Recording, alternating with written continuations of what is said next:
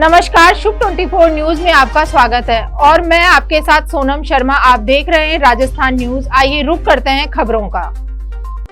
बारां जिले में शुक्रवार को कैबिनेट मंत्री प्रमोद जैन भाया की ओर से आयोजित सर्वधर्म निःशुल्क सामूहिक विवाह सम्मेलन में सीएम गहलोत ने शिरकत की। इस समारोह को लेकर कांग्रेस विधायक भरत सिंह कुंदनपुर ने सीएम गहलोत और प्रमोद जैन भाया दोनों पर भ्रष्टाचार को लेकर निशाना साधा है। एमएलए भरत सिंह ने सीएम गहलोत को एक ऐसा पत्र लिख दिया जिस पर सियासी बवाल तय माना जा रहा है। विधायक भरत सिंह कुंदनपुर ने अपने लेटर हेड पर लिखे इस पत्र का मजमून इस तरह रखा।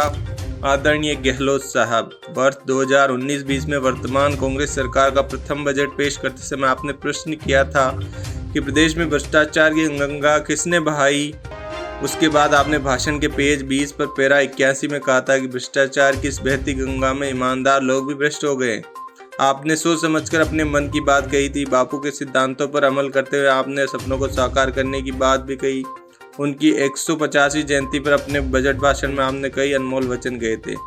अब 26 मई 2023 को बारां में भाया द्वारा आयोजित महाकुंभ में जाकर आपने ये साबित कर दिया है कि ईमानदारी की दुआई देने वाले प्रदेश के मुख्यमंत्री स्वयं भ्रष्टाचारियों को आशीर्वाद प्रदान करते हैं। हालांकि इस चिट्ठी के बाद फिलहाल गहलोत साहब की कोई प्रतिक्रिया नहीं आई है, लेकिन इस पर बवाल होना तय है। राजस्थान के पूर्व डिप्टी सीएम सचिन पायलट चिट्ठियां लिखकर अब अपनी ही पार्टी तक अपनी मांगे पहुंचा रहे हैं। हालांकि इस बार उन्होंने कोई चुनावी शिकायत नहीं की। इस बार उन्होंने अपने क्षेत्र में आए आंधी तूफान और मूसलाधार बारिश से लोगों को जो नुकसान हुआ उसकी भरपाई के लिए मांग की है। टोंक जिले में 12 लोगों की मृत्यु हो गई है, 40 लोग घायल हो गए। भारी आंधी तूफान आया है। पायलट ने आपदा प्रबंधन सहायता मंत्री को पत्र लिखकर टोंक के लिए मुआवजा मांगा है। टोंक सीट से एमएलए है पायलट। आपदा प्रबंधन राहत मंत्री गोविंद राम मेघवाल को पत्र लिखकर उन्होंने कहा है कि माननीय मेघवाल जी, गुरुवार को 25 मई को प्रदेश के अनेक जिलों में आए भयंकर आंधी तूफान ने टोंक जिले में भी भारी तबाही मचाई, जिससे अनेकों लोग प्रभावित हुए। आपसे अनुरोध है कि शीघ्र ही इस इलाके का सर्वे कराकर पीड़ित लोगों को मुआवजे की राशि प्रदान करें। मुख्यमंत्री अशोक गहलोत बारां में सामूहिक विवाह धर्म सम्मेलन में शामिल हुए थे। यहाँ पर उन्होंने कहा कि इस तरह के आयोजन से नव दंपतियों को संबल मिलता है, सामाजिक समरसता की भावना सुदृढ़ होती है। यही हमारे देश की मूल पहचान है। बारां में प्रमोद जैन भाया मंत्री की ओर से आयोजित सभी धर्म के 2222 जोड़ों का यानी 2222 जोड़ों का सामूहिक ऐतिहासिक कार्यक्रम हुआ, जिसमें विभिन्न धर्मों के युवक युवतियों ने विवाह की संस्था को कायम किया। मुख्यमंत्री ने कहा है कि सर्वधर्म निःशुल्क सामूहिक विवाह सम्मेलन में सभी धर्मों के 2222 जोड़ों का विधि विधान से विवाह संपन्न कराया गया है। इसमें 2111 जोड़े हिंदू समाज के और 111 जोड़े मुस्लिम समाज के शामिल हैं। नव दंपतियों को भामाशाहों के सहयोग से जीवन यापन के लिए मूलभूत आवश्यकताएं वाली वस्तुएं भी प्रदान की गई है। गहलोत ने कहा है कि उनकी राज्य सरकार कार्यक्रमों और नीतियों से ऐसे आयोजनों को बढ़ावा दे रही है। राज्य में मुख्यमंत्री सामूहिक विवाह अनुदान योजना, मुख्यमंत्री कन्यादान योजना तथा मुख्यमंत्री अंतरजातीय विवाह प्रोत्साहन योजना जैसी योजनाओं का संचालन किया जा रहा है, ताकि विवाह जैसी संस्था पर लोगों का विश्वास कायम हो सके। हालांकि इस आयोजन में शिरकत करने को लेकर एमएलए भरत सिंह ने एक पत्र लिखा है, जिससे सियासी बवाल होना तय माना जा रहा है। भाजपा के प्रदेश प्रवक्ता और विधायक रामलाल शर्मा ने प्रदेश में आई तेज अंधड़ बारिश और ओलावृष्टि से हुए नुकसान का जल्द से जल्द सर्वे कराकर लोगों को मुआवजा देने की मांग की। उन्होंने कहा कि राज्य सरकार अगर संवेदनशील है तो जल्दी से जल्दी जो भी नुकसान हुआ है उसका सर्वे कराकर जनता को राहत पहुंचाने का काम करें। रामलाल शर्मा ने कहा कि तेज आंधी बारिश और बिजली गिरने की घटनाओं से न केवल पशुओं को हानि हुई बल्कि जनहानि भी हुई है। प्रत्येक व्यक्ति को कुछ न कुछ नुकसान जरूर हुआ है। इस सारे मामले को लेकर सरकार को तुरंत कार्रवाई करनी चाहिए और लोगों को मुआवजा देना चाहिए। केंद्रीय कृषि राज्य मंत्री कैलाश चौधरी ने अपने संसदीय क्षेत्र बाड़मेर में भारतीय जनता युवा मोर्चा की ओर से चलाए जा रहे वंदे सरहद कार्यक्रम को संबोधित किया। इस दौरान उन्होंने कहा कि पीएम नरेंद्र मोदी ने अपने पिछले 9 साल के कार्यकाल में देश की सीमाओं को मजबूती के साथ जोड़ने का राष्ट्र हित में कई बड़े फैसले लिए। धारा 370 हटाने का फैसला उन्हीं में से एक है। केंद्रीय मंत्री कैलाश चौधरी ने कहा कि मोदी सरकार ने साफ संदेश दिया है कि वह राष्ट्र हित और जनहित में कोई भी बड़े कड़े फैसले लेने से नहीं दूर हटेगी आम लोगों के बीच। पीएम मोदी और उनकी सरकार की लोकप्रियता के बीच ये एक अहम फैक्टर है। यौन शोषण मामले में आरोपी आसाराम को अंतिम सांस तक जेल के सलाखों के पीछे रहने की सजा मिली है। आसाराम के खिलाफ नाबालिग पीड़िता को न्याय दिलाने के लिए लड़ने वाले वकील पर बनी फिल्म है सिर्फ एक ही बंदा काफी है। इस फिल्म में एक्टर मनोज वाजपेयी ने वकील पीसी सोलंकी का किरदार निभाया, जिन्होंने उस लड़की का केस लड़ा था। इस फिल्म पर रोक लगाने के लिए आसाराम की ओर से उच्च न्यायालय में एक याचिका भी दायर की गई थी, जिस पर सुनवाई हुई। इस दौरान कोर्ट ने फिल्म को रिलीज पर रोक लगाने से इनकार कर दिया है। गौरतलब है कि याचिका पर सुनवाई 23 मई को पूरी हुई। कोर्ट ने फैसला सुरक्षित रखा था। पुष्पेंद्र भाटी शुक्रवार को दायर याचिका पर जस्टिस पुष्पेंद्र भाटी ने फैसला सुना दिया। बता दें कि फिल्म सिर्फ एक बंदा ही काफी है 23 मई को सिनेमाघरों पर रिलीज हो चुकी है। राष्ट्रीय लोकतांत्रिक पार्टी के सुप्रीमो और नागौर सांसद हनुमान बेनीवाल ने नए संसद भवन के लोकार्पण कार्यक्रम का बहिष्कार करने की घोषणा की है।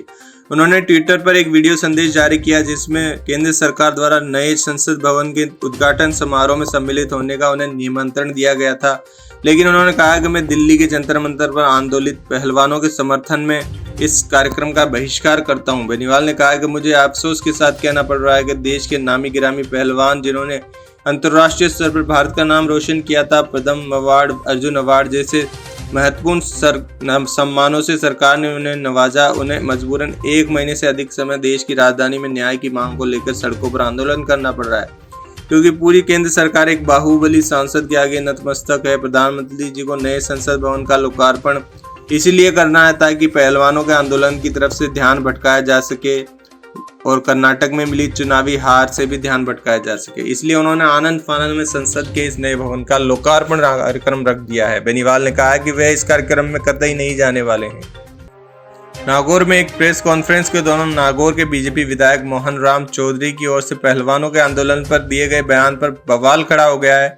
एमएलए चौधरी ने पहलवानों को बदनाम करने वाला टूल किट बताया था। उन्होंने कहा कि यह साजिश प्रधानमंत्री मोदी के खिलाफ है, जो कांग्रेस पहलवानों को टूल किट के रूप में इस्तेमाल करी। उन्होंने कहा कि पहलवान जो आरोप लगा रहे हैं, वे जांच अधिकारियों को ये नहीं बता पाए कि उनका शोषण कब और कैसे हुआ है। पहलवान शोषण होने की अलग अलग जगह बता रहे हैं। विधायक चौधरी के बयान पर गुरुवार को नागौर के बलदेव राम निर्धा धर्मशाला में जाट समाज ने एक बैठक की और वरिष्ठ लोगों ने निंदा प्रस्ताव पास किया। विधायक से 28 मई तक माफीनामे की बात कही है। अगर माफ नहीं किया जाता तो जाट समाज एक बड़ा आंदोलन करेगा और बीजेपी इस मामले में फिलहाल चुप्पी साधे हुए हैं। राजस्थान की सियासत रोज नए मोड़ ले रही। कर्नाटक की सत्ता पर काबिज होने के बाद अब कांग्रेस की पैनी निगाह राजस्थान पर, जहां एक और परंपरा को तोड़कर दोबारा सत्ता पाने की जद्दोजहद है। लिहाजा घर के मतभेद दूर करके मजबूती से चुनाव में उतरना। लिहाजा लंबे समय से गहलोत और पायलट का मतभेद चल रहा है, उसकी सुलह का फॉर्मूला दिल्ली की लैब में तैयार किया गया है। दरअसल राजस्थान पर फैसला लेने के लिए कल 26 मई को एक बैठक बुलाई गई थी, जिसमें आला कमान ने किसी कारण से बैठक टाल दी गई, लेकिन अब चर्चा है कि आला कमान ने सुलह का फॉर्मूला तैयार कर लिया गया और पायलट भी इसके लिए तैयार है। खास सूत्रों ने बताया है कि कांग्रेस आला कमान ने सचिन पायलट को फिर से पीसीसी चीफ बनाने का फॉर्मूला तैयार किया है। साथ ही एक और जाट नेता को उप मुख्यमंत्री बनाया जा सकता है। हालांकि मुख्यमंत्री अशोक गहलोत ने पायलट को पीसीसी चीफ बनाए जाने के सुझाव पर आपत्ति जताते हुए कहा कि मौजूदा अध्यक्ष डोटासरा को पीसीसी चीफ से हटाना सही बात नहीं होगी, क्योंकि भाजपा ने भी अपने जाट चेहरे सतीश पूनिया को अध्यक्ष पद से हटाया, तो उससे जाट कम्युनिटी में नाराजगी है। अगर कांग्रेस भी यही करती है तो जाट कम्युनिटी हो सकता है तीसरे मोर्चे में चला जाए। इसलिए गहलोत ने कहा है कि फिलहाल पायलट को पीसीसी चीफ नहीं बनाया जाए। अब ये तो कांग्रेस आला कमान को तय करना है कि वो कांग्रेस में क्या रणनीति अपनाते हैं। राजस्थान में विधानसभा चुनाव की तैयारियां शुरू हो गई है। बीजेपी कांग्रेस के अलावा प्रदेश में सक्रिय तीसरे दल ने भी चुनाव लड़ने की तैयारी शुरू कर दी है। फिलहाल तो किरोड़ी लाल, केजरीवाल और बेनीवाल का ही नाम था, लेकिन अब एक चौथी पार्टी और आ गई है, जननायक जनता पार्टी। जेजेपी ने विधानसभा चुनाव लड़ने का ऐलान कर दिया है। हरियाणा की दुष्यंत चौटाला की पार्टी है। जेजेपी पूरी ताकत से राजस्थान में चुनाव लड़ेगी। पार्टी के राष्ट्रीय अध्यक्ष अजय सिंह चौटाला ने प्रदेश में घोषणा करी है कि वे प्रदेश में बीजेपी के साथ चुनाव लड़ेगी, जिसमें उन्होंने सभी नई नियुक्तियां करी है। प्रदेशाध्यक्ष, युवा प्रदेश अध्यक्ष, महासचिव, अल्पसंख्यक प्रकोष्ठ के अध्यक्षों की नियुक्ति करी है। राजस्थान में प्रदेशाध्यक्ष पृथ्वी मील को बनाया गया है, वे सूरतगढ़ से आते हैं। साथ ही पूर्व विधायक नंदकिशोर महरिया के बेटे प्रतीक महरिया को पार्टी युवा प्रदेशाध्यक्ष बनाया। रामनिवास यादव को जेजेपी महासचिव बनाया। वहीं मोहम्मद फारूक शेख को पार्टी के अल्पसंख्यक प्रकोष्ठ का प्रदेश अध्यक्ष बनाया।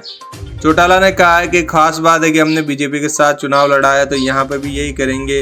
उनके दादा और पूर्व प्रधानमंत्री चौटाला चौधरी देवीलाल की कर्म भूमि है राजस्थान, इसलिए यहाँ का सहयोग उन्हें मिलेगा और बीजेपी उनकी पुरानी सहयोगी पार्टी रही, इसलिए वो गठबंधन को जारी रखेंगे।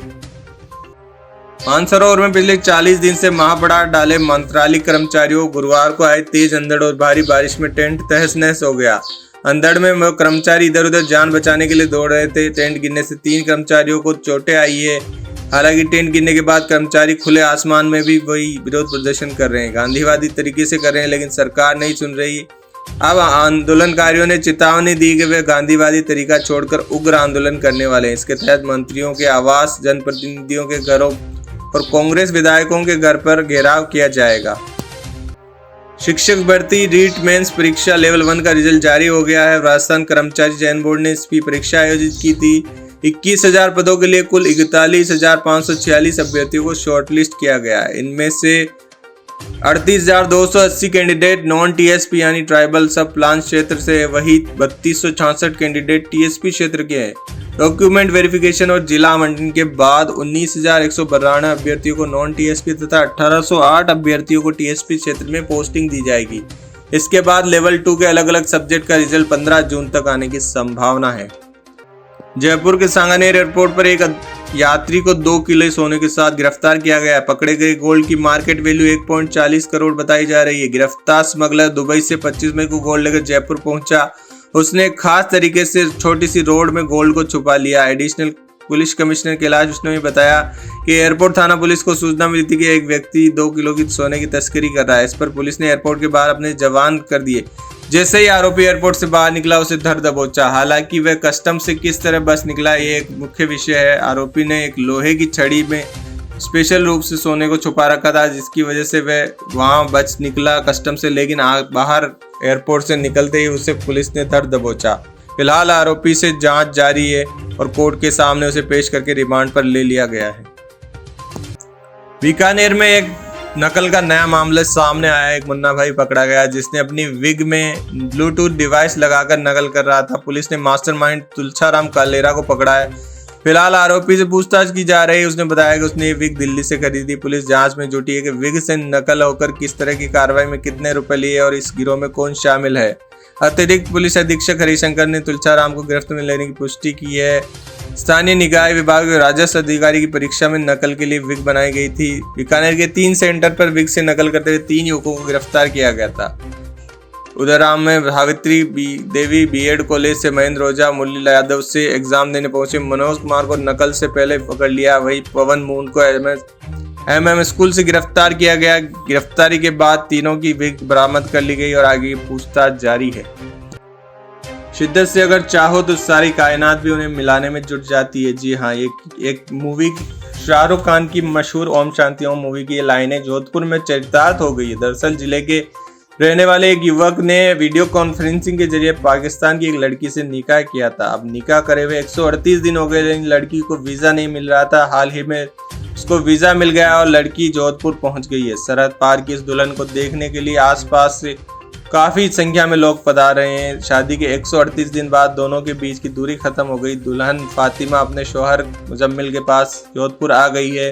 दूल्हा दुल्हन के परिवारों की खुशियां दुगनी हो गई है। प्राइवेट कंपनी में काम ड्राइवर की नौकरी करने वाले मुजम्मिल और पाकिस्तान की उरूज फातिमा ने ये ऑनलाइन निकाह करके उसे साबित करके दिखाया है। और ये सबके सामने एक मिसाल है कि मोहब्बत में सरहदें नहीं होती है।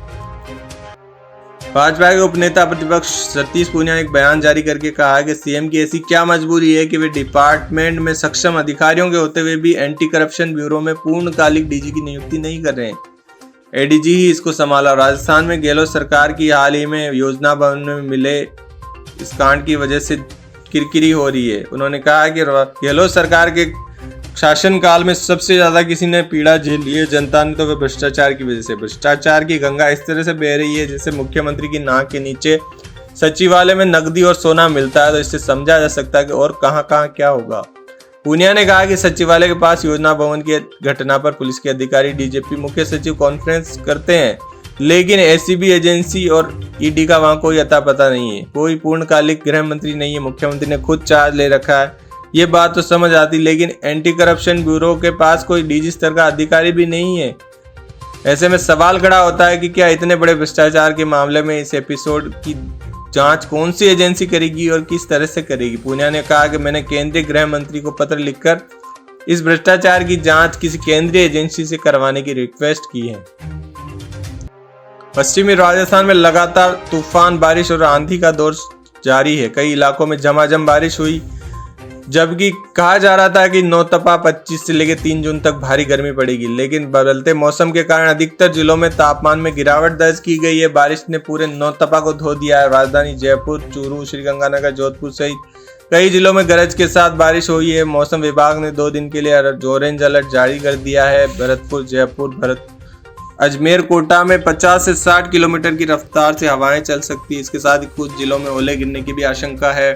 बताया जा रहा है कि पश्चिमी विक्षोभ फिर से सक्रिय हो गया है। इस वजह से नौतपा धुल गया है और आकाशीय बिजली गिरने से और ओलावृष्टि से भी कई जान माल का नुकसान हुआ है। फिलहाल मौसम विभाग ने अगले 2-3 दिन तक यही मौसम रहने की चेतावनी दी। हालांकि लगातार बारिश से दिन के तापमान में काफी गिरावट आई।